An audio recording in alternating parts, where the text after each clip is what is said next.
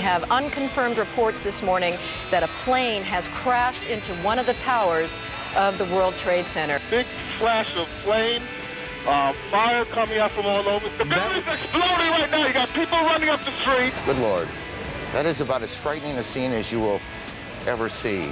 I watched the World Trade Centers being built, and now they're gone, and there's this gaping hole in the skyline. Emergency vehicles are moving through the streets of Manhattan very freely. I don't know if you can hear behind me some of the sirens. I want to show you that tower number 7, building number 7 at the World Trade Center is now on fire. That building collapsed. It was expected to. It caught fire very early on in the day. There are at least 250 New York City firefighters who are feared dead. The rescue efforts are being hampered because the fires continue to burn in the World Trade Center area. There are people who are alive and are trapped under that rubble. The city of New York has never felt anything like this before. Let's go to ground zero now in the attack on America, and that is New York City, of course, Manhattan. Bryan Glazer. Bryan Glazer, he works for CNN in New York. He is with us. Bryan Glazer begins our team coverage live of CNN. He's been helping us all day. Bryan Glazer is in Manhattan tonight. He joins us now.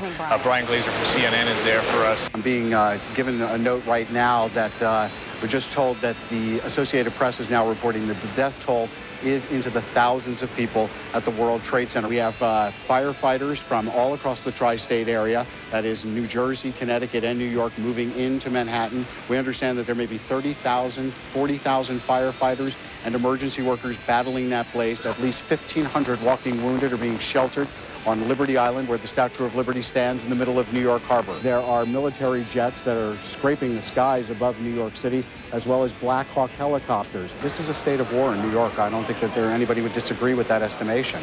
Well said, a state of war. That's certainly what it looks like from the pictures we're seeing coming out of New York. We've had a new development. I want to take you about 2.5 miles south of the CNN building in Midtown Manhattan, down to the World Trade Center area. Many people do not realize that there are 7 buildings that make up the World Trade Center.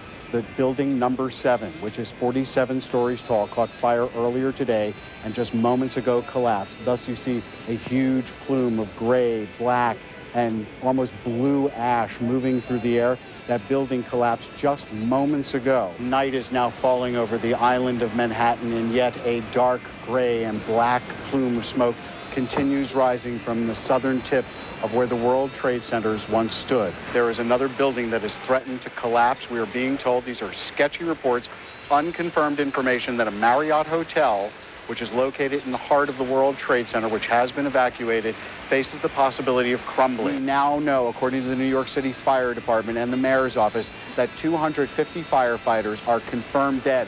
Among them is the New York City fire chief and his deputy. From the New York City Police Department, also saddening numbers. At least 78 officers are considered missing in action. So we are being told that there are people who are alive and who are trapped under that rubble.